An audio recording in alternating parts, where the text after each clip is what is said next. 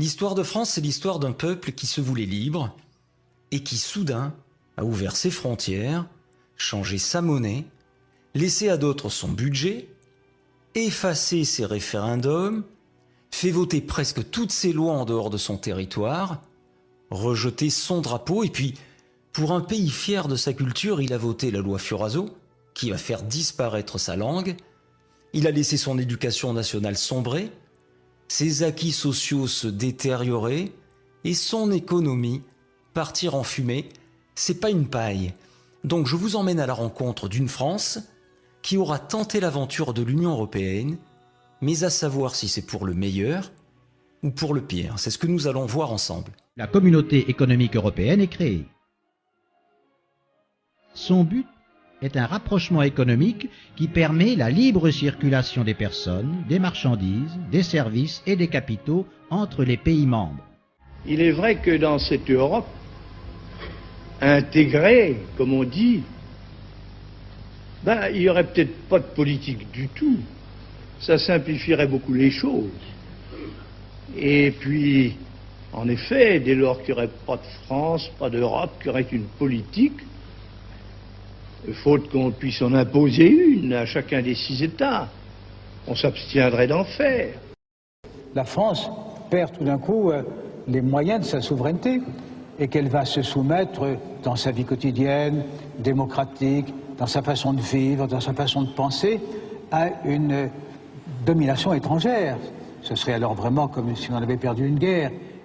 L'Europe qu'on nous propose n'est ni libre, ni juste, ni efficace. Elle enterre la conception de la souveraineté nationale et les grands principes issus de la Révolution. La construction européenne se fait sans les peuples, qu'elle se fait en catimini, qu'elle se fait dans le secret des cabinets, dans la pénombre des commissions, dans le clair-obscur des cours de justice. Les journaux de Copenhague ont ce matin des titres de crise nationale. La réponse du Danemark à l'Europe? Non. Un nom d'horreur qui secoue les marchés financiers. Les dirigeants européens ont réussi à trouver les voies du compromis au sommet d'Édimbourg en offrant une porte de sortie aux Danois qui vont pouvoir revoter au printemps prochain. Les Irlandais étaient les seuls parmi les 15 à recourir au référendum pour ratifier le traité de Nice. Mais ils ont choisi de ne pas le ratifier. On parle maintenant d'un arrangement qui consisterait à organiser un deuxième référendum. Les Français rejettent la Constitution européenne. Le non l'emporte largement, 55% contre 45% pour le oui. Vous avez majoritairement rejeté la Constitution européenne. C'est votre décision souveraine. L'avenir de la France et le destin de l'Europe sont liés. Intimement liés. Maintenant, l'enjeu est de remettre de la politique en Europe, de ne plus abandonner l'Europe. On en vient à l'Europe qui tourne une page et qui se relance. Les 27 pays ont donc signé officiellement le traité de Lisbonne aujourd'hui. Il remplace donc la Constitution repoussée il y a 2 ans et demi par référendum. Alors le traité de Lisbonne qui a été signé ici derrière moi il y a quelques heures est une réplique fidèle à 90% de la Constitution européenne. Aujourd'hui, on a manifesté au Portugal et en France. Ceux qui avaient dit non à droite comme à gauche sont furieux. C'est une forfaiture, c'est une traîtrise, c'est une... Bien évidemment, M. Sarkozy a trompé le peuple français, il a parlé d'un mini-traité, une petite souris qui passerait par un petit trou. C'est en réalité l'intégralité de la Constitution européenne. Le fond de l'affaire, c'est que la démocratie est bafouée. 54,4%, c'est le pourcentage du non des Irlandais au traité européen de Lisbonne, un non qui s'est exprimé par référendum. Le Premier ministre Brian Cowen n'avait pas le choix, la pression de Bruxelles était énorme. Les Irlandais auront droit à un deuxième référendum d'ici fin octobre 2009. Que se passe-t-il si les Irlandais disent à nouveau non?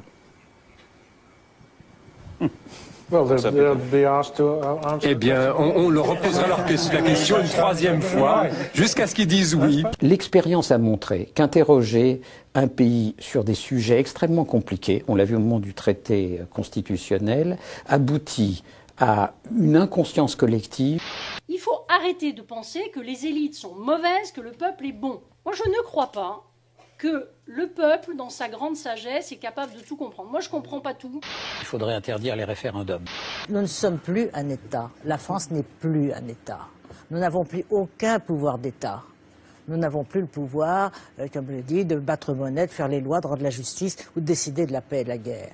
Je vais vous confier une chose. Dans cette bataille qui s'engage, je vais vous dire qui est mon adversaire. Cet adversaire, c'est le monde de la finance. Paris, La Défense, 19 mars 2012. Parmi ces tours, le siège de la Corporate Investment Bank du Crédit Agricole. Et dans cet immeuble, les bureaux de Chevreux, le plus important broker indépendant en Europe, qui conseille 1200 fonds de pension, banques, investisseurs institutionnels. C'est d'ici qu'est parti ce papier. C'est une note brève en anglais de seulement 9 pages, qui n'était pas destinée au grand public, seulement aux opérateurs de marché. Mais quand on est tombé sur ce document, on a eu l'impression de découvrir le plan de bataille des financiers.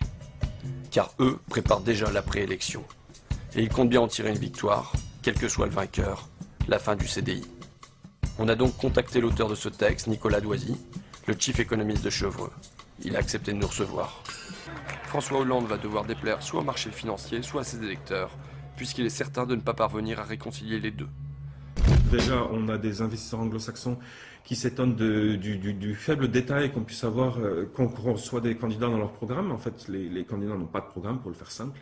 Les investisseurs anglo-saxons que je rencontre me demandent souvent, mais où est le programme? Je leur dis, mais il n'y en a pas, et pour cause, c'est un jeu tactique pour l'instant. Le programme, on saura une fois l'élection finie, et en fait, on le connaît déjà. Il sera imposé par l'appartenance à la zone euro. C'est ça le point important. C'est que le conflit d'objectifs que va avoir François Hollande, c'est rester dans la zone euro versus satisfaire les demandes de son électorat naturel. Les deux ne sont plus compatibles maintenant, on le voit depuis la crise grecque. Hollande, il sert les intérêts de ceux qui l'ont fait élire en le faisant passer à la télé, dans les journaux. Et pourquoi une banque achète Libération? Pourquoi une banque achète Le Monde? C'est pour gagner les élections. Et ensuite, les élus rendent des comptes à ceux qui les font élire. Le problème, c'est que nos élus ne doivent rien aux électeurs. Que vous votiez ou vous votiez pas, c'est pas vous, ce sera un autre. Ceux qui vont voter, c'est ceux qui regardent la télévision, qui sont pas politisés. Il faut qu'ils passent beaucoup à la télévision. Vous regardez les curseurs, c'est incroyable la similitude qu'il y a entre les courbes de passage à la télé et les résultats aux élections. Il suffit de monter les curseurs des challengers, vous les montez à 10, 15%, et ils vont être élus l'un ou l'autre, en fait. Peu importe, ils vont faire la même politique. C'est le premier sommet du président français.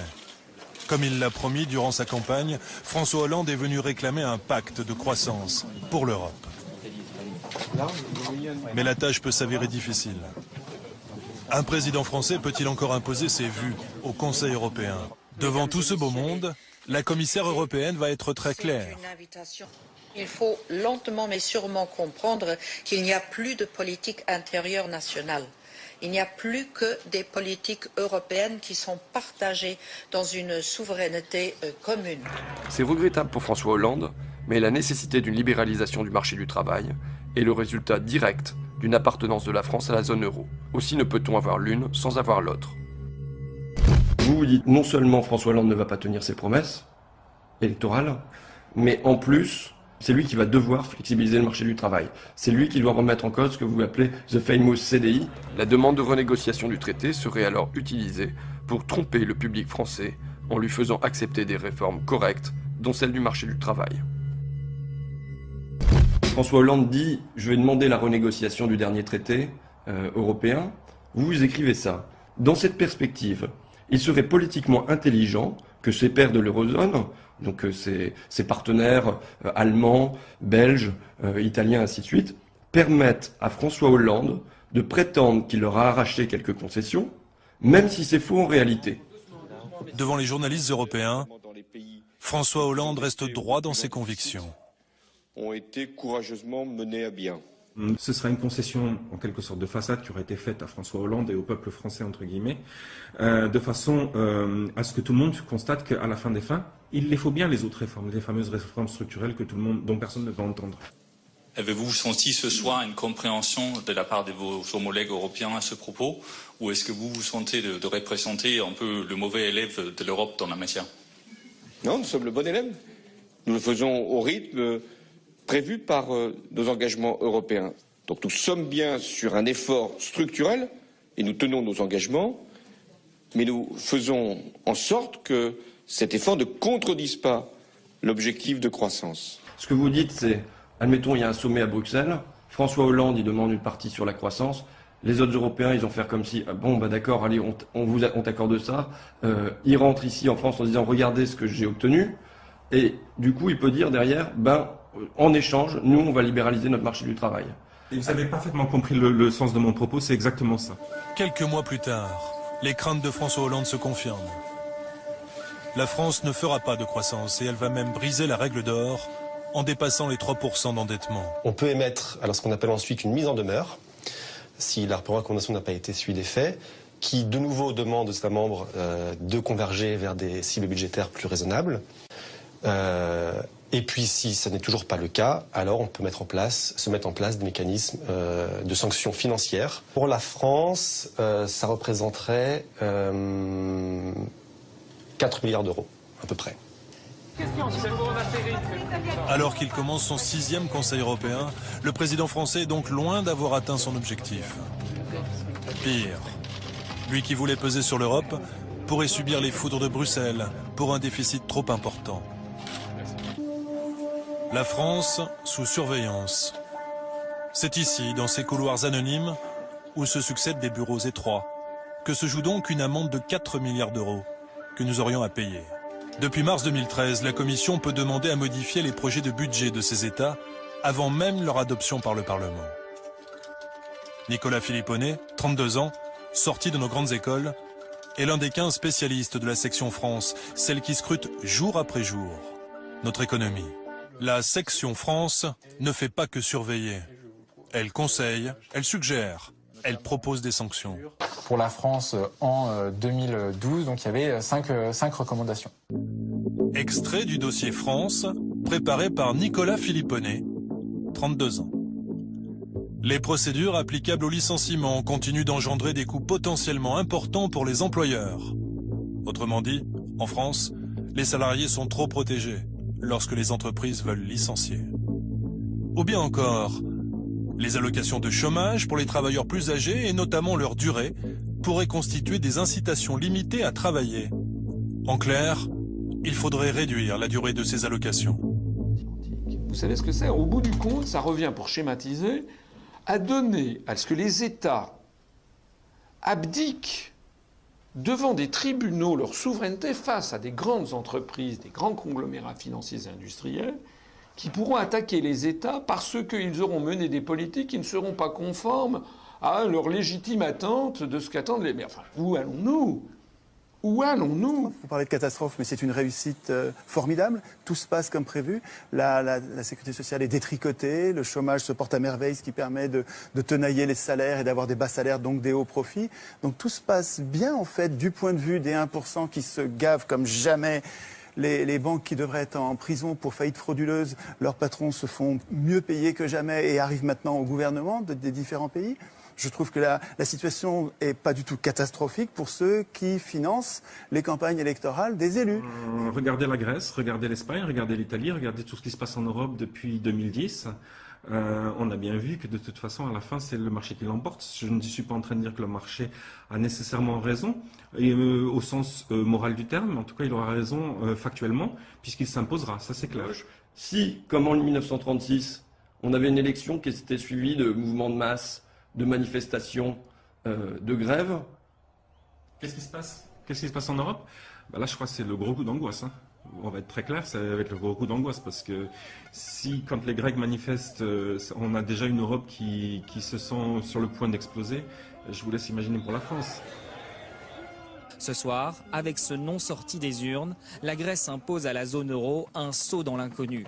Fort de sa victoire, le Premier ministre Alexis Tsipras va tenter cette semaine de peser sur les Européens.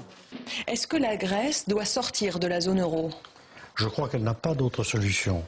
Car d'une part, les gouvernements européens et le Fonds monétaire lui prêtent de l'argent, mais assorti de conditions. C'est-à-dire pratiquer une politique d'austérité et de réduction des déficits publics. Alors cette politique d'austérité va conduire à ralentir la croissance grecque encore davantage. Et quand la croissance se ralentit, les recettes fiscales diminuent et les demandes de subventions et de dépenses sociales augmentent, ce qui creuse les déficits. Mais ce n'est pas fini, puisqu'on l'a dit, le gouvernement grec devrait annoncer dans 48 heures une nouvelle série de mesures d'austérité.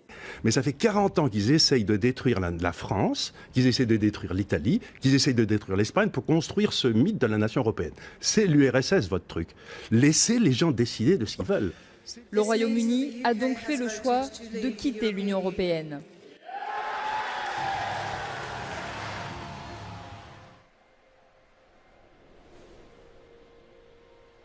J'avais un grand-père. Quand j'étais petit, dans les années 65-66, il m'avait dit « Tu as de la chance, tu auras une meilleure vie que nous ». Quel grand-père aujourd'hui dit à son petit-fils ou à sa petite-fille « Tu as de la chance, tu auras une meilleure vie que nous ». Parce qu'il faut que les Français sachent, je l'ai déjà dit, je le redis, que ça c'est le programme commun de du prochain président de la République française et du prochain Premier ministre s'il ne sort pas de l'Union européenne. C'est le rapport des grandes orientations de politique économique que publie la Commission européenne chaque année et qui fixe chaque année ce que doit être la politique économique et sociale de la France. Par exemple, la hausse de la TVA, c'est la baisse de l'impôt sur les grandes sociétés, c'est le gel du SMIC, c'est la mise en pièces de toutes les professions réglementées, les artisans taxis, les médecins, les avocats, les huissiers, les notaires, etc., qui vont tous se faire ubériser. C'est la réforme du droit du travail avec la baisse de l'assurance chômage. C'est le déremboursement de la sécurité sociale avec une médecine à 2 vitesses. Et bien ça, moi je fais ça. Voilà ce que je propose aux Français de faire. Moi je veux sortir de ça. La matrice de notre politique n'est plus à l'Élysée ou à l'Assemblée nationale, mais ici, dans ces immeubles froids.